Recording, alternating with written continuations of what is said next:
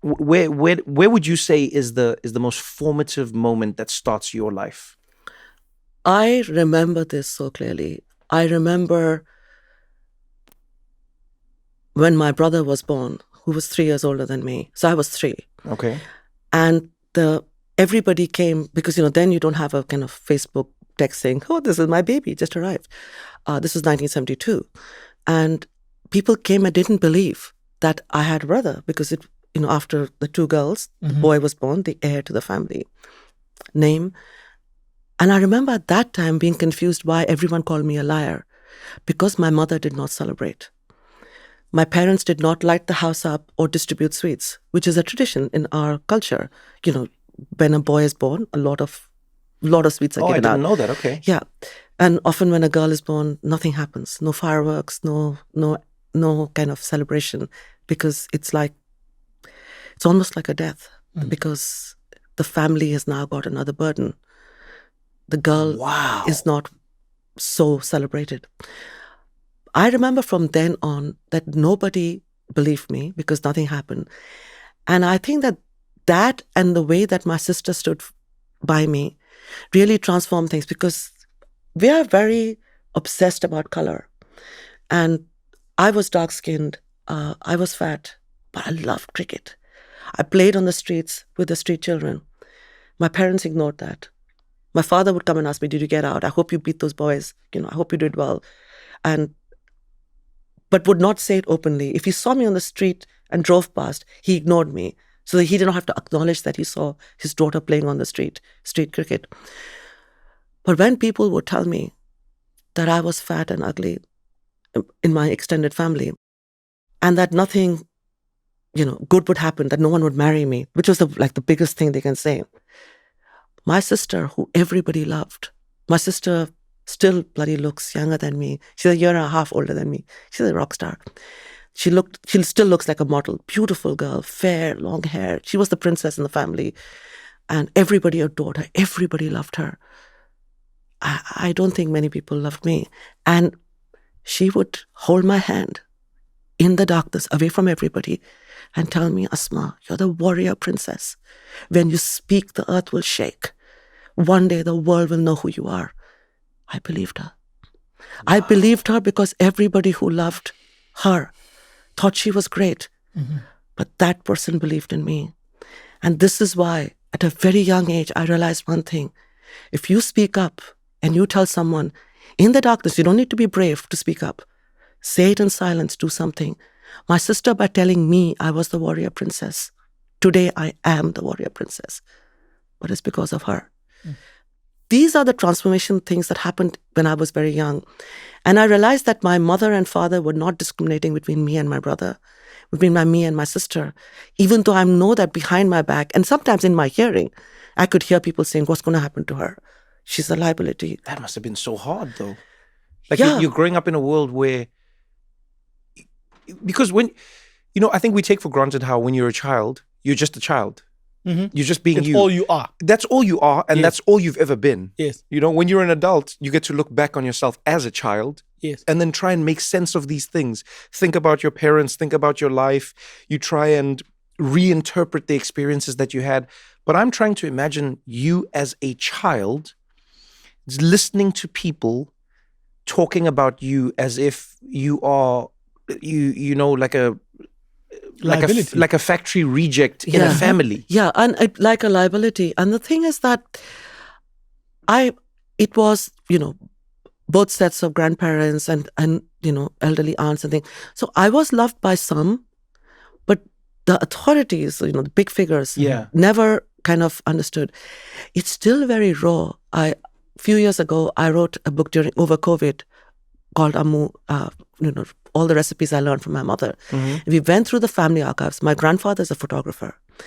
I never remember seeing a photograph of me and my mother. But I thought, maybe, it never got developed. Because he used to do it in his dark room. Yeah. We went through the entire archive.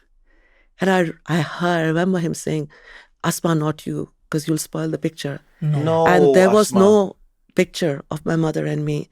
But my mother went to a wedding. She was 6 months pregnant. And someone photographed her because, you know how they say in our culture, oh, you look like you're having a boy, you look like you're having a girl, depending on the shape of the stomach. Yeah. All In of South that. Africa, it's your size of your nose. He's being serious. He is being Really? serious. Oh my God, I love this. He is. Your nose is wide. Like, oh, it's a boy. Oh God, this is the funniest thing ever. No, we have this thing about shape of stomach. So the photographer took a picture of my mother pregnant with me. So in the introduction, I used the picture of my pregnant mother because I know it's her and me. In the womb, I am there. And at some point, the publisher, who was really lovely, and my book editor was saying, we can just do an image. I said, when that image didn't exist, don't do this, because I'll always know it's fake. I don't do that. I carry the scars. And it's not that the scars, with all the success, that I've had, I'm grateful for that. Yeah. With all the accolades, no one sees the scars. Everybody has met me when I became famous. Right. No one met me when I was nothing. But the scars, they still stay. And they hurt. They still hurt. So that picture of my mother and me, and when they put that book together, that's my favorite picture. My mother, looking embarrassed, with a, all dressed up in a wedding with me in the womb. And that's when I was completely convinced about one thing. That's my original home. For all of us, the womb of our mother is our real home. Now when people call each other immigrants, migrants, people, the day you leave your mother's womb, we're all migrants. And then after that, we're lost. Then you're out, you're on your own. Yeah, we are away, we are adrift. It's funny how people use immigrant and migrant, but then depending on where you're from and the color of your skin, then they say expats. Oh, yes. Oh, Have you ever noticed that? Yeah, Always. expat, because expats are immigrants. But I mean, let's be honest, everyone wants to be an expat. Nobody wants to be an immigrant. And if you're planning to go somewhere else, you're a nomad. Nomad, digital Yeah. nomad. I'm not here for long, guys. I'm a nomad. I'm a nomad. I'm a man. nomad. I'm a digital nomad. Are you an immigrant? Please. I'm a nomad. Yes. Yeah, and if you're there for long enough, Yes. and you're acceptable, you're naturalized. You're natural. Of course. But it's only natural, my friend. Yes. It's only natural. But it's... Yeah, wow. You know what's so important about what you're saying is I think a lot of people will feel the wounds that they felt growing up or experienced in their life as they were being formed. If they're lucky, they'll achieve a modicum of success, or they'll find themselves in a new place in life that doesn't look like where they came from. And then they feel guilty voicing that they still have pain or hurt, or do you get what I'm saying? Absolutely. But then what happens is they'll act out their pain, I find. Yeah. So I think in life, if you are hurt, or if you're in pain, or if you have suffered, or you've gone through traumatic things when you were growing up, if you're unable to voice those things, I feel like you will act them out, whether you like it or not. And then people wonder why someone who's famous or rich or powerful, you're like, why is this person such an asshole? Why are they being like this? I think it's because they can't say their pain. Yeah, you're right. I think it's vocabulary. I think when you're younger, your vocabulary is acting out. Pretty much every brand offers rewards these days, but let's be honest, most of them aren't all that rewarding.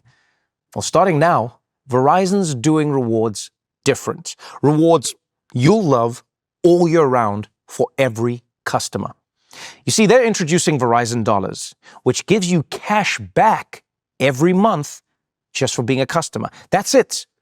Plus, you have the flexibility to use those glorious new dollars how you actually want. Shop with Verizon, get gift cards for the brands you love, or transfer them to the partner programs. They're also introducing Verizon Shine, where now every Monday you can snag once-in-a-lifetime experiences like NFL tickets across the globe, all-inclusive music festivals, and the chance to meet your favorite stars. Plus, daily drops, tickets, and pre-sale access all week. So, grab Verizon Dollars just for doing you. Whew. Oh, and epic experiences from Verizon Shine just because it's Monday. Now those are some rewarding rewards. Only from Verizon. Enroll today at Verizon.com.